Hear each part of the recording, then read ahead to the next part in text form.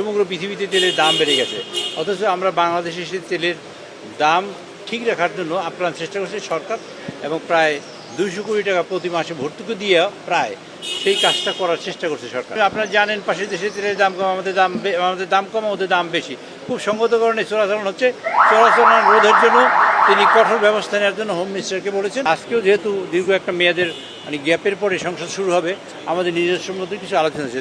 প্রথমেই আমরা মূলত মাননীয় স্পিকার তার স্ত্রী তার সহধর্মিণীর মৃত্যুর কারণে আমরা শোক প্রকাশ করেছি এবং তার জন্য মোনাজাত করেছি। এটা হলো প্রথম।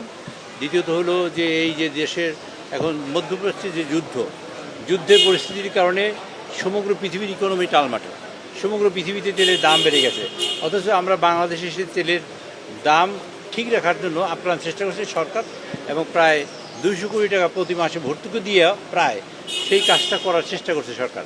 এই বিষয়টা সংসদ সদস্যদের অবহিত করা, এবং এ ব্যাপারে সংসদ সদস্যের কাছে মাননীয় নেতা আমাদের বলেছেন যে সর্বত্রই আপনারা ভিজিলেন্ট হবেন, যাতে বাংলাদেশের মানুষ যেন এই বিষয়ে অত দৃষ্টিসম্পন্ন হয় এবং তারা যেন তেলের দাম কোথাও না বাড়ে, এবং এই প্রয়োজনীয় পদক্ষেপ নিতে পারে সব জায়গায়।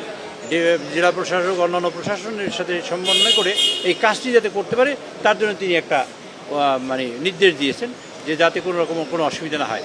তার সাথে একই কথা বলেছেন, আগামীকালকে ইনশাআল্লাহ যতক্ষণ সংসদ বসবে তখন আমাদের এই মাননীয় জ্বালানি মন্ত্রী তিনি ব্রিফ করবেন, 300 মিনিট তিনি বক্তব্য রাখবেন, এবং সেখানে একটি কঠিন বার্তা তিনিই দেবেন। তবে আমি আপনাদের আগে বলছি এই যে বিষয়টা হলো তেল এখন হোর্ডিং হচ্ছে, যেখানে 30 লিটার তেল আগেনি, তো এখন সেখানে ট্যাঙ্কি ভরে 50 লিটার নেওয়ার চেষ্টা করছে।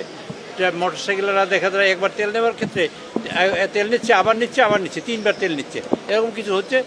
বিভিন্ন আপনারা জানেন পাশের দেশে তেলের দাম কম, আমাদের দাম কম, ওদের দাম বেশি। খুব সঙ্গত কারণে চোরাচালান হচ্ছে। চোরাচালান রোধের জন্য তিনি কঠোর ব্যবস্থা নেওয়ার জন্য হোম মিনিস্টারকে বলেছেন, এবং তারপরে কঠোর ব্যবস্থা নেওয়া হবে।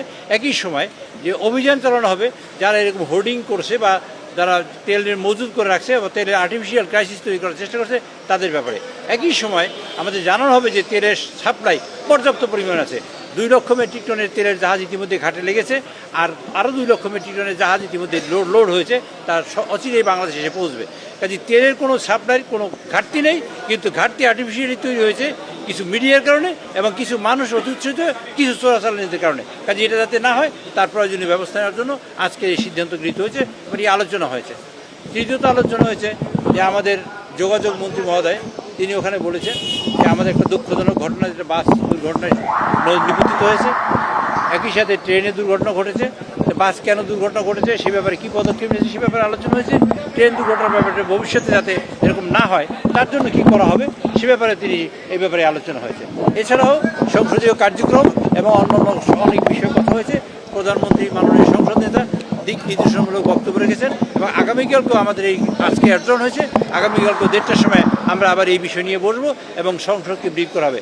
মাননীয় নেতা যেটা করেছেন সেটা হলো এই প্রথমবারের মতন বাংলাদেশে মন্ত্রীদের বাধ্য করেছেন সংসদ সদস্যদের অবহিত করার জন্য, এবং সংসদ সদস্যরা অবহিত হয়ে তারা তাদের সংসদে কথা বলতে পারেন, একই সাথে তারা মেজার নিতে পারেন তার নির্দিষ্ট নিজ এলাকায় সে ব্যবস্থা তিনি করেছেন। এবং এই মিটিংটা অ্যাডজন করে এই প্রথম দেখলাম যে আগামীকালকে 1:30টার সময় তিনি আবার একই মিটিং রেখেছেন, যে আমাদের সংসদ সদস্যরা ইকুইপড হবে এবং তারা জানবে, এবং সত্যি জিনিসটা জানার পরে প্রয়োজনীয় যে ব্যবস্থা গ্রহণ করার তা তিনি ব্যবস্থা গ্রহণ করবেন। এবং সরকার এই দেশের মানুষকে কল্যাণ করার জন্য একটা মানবিক রাষ্ট্র এবং একটি রিয়েলি সমৃদ্ধশালী এবং একটি কল্যাণমূলক রাষ্ট্র করার জন্য যে বদ্ধপরিকর সেটা বাস্তবায়ন করার জন্য মাননীয় নেতা সংসদ নেতা জনাব তারেক রহমান অত্যন্ত সচেষ্ট, এবং তিনি তার সেই ইচ্ছেটা আজকে ব্যক্ত করেছেন।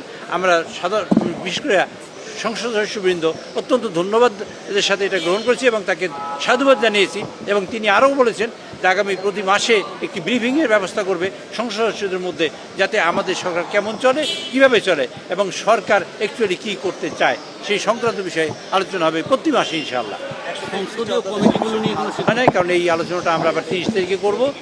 আগামীকাল কী করবো সংসদের শেষের পরেই কাজে এই বিষয়ে আলোচনা হবে, এবং আমরা খুব দ্রুতবেগে কাজ করছি এবং সেটা 2 তারিখের আগেই আমরা চেষ্টা করবো একটা রিপোর্ট পেশ করতে, এবং তার যেভাবে বিল আনতে হয় পরবর্তীতে আমরা সেভাবে বিল আনবো। সংসদ উপনেতা নেতা এবং নারী এমপিদের সংক্রান্ত বিষয়ে কোনো আলোচনা হয়নি। আছে সংসদীয় কমিটিগুলো, স্থায়ী কমিটিগুলো গঠন কবে হবে? সংসদীয় স্থায়ী কমিটিগুলো আজকে আলোচনা নেই, আশা করি এটা কালকে আলোচনা হবে।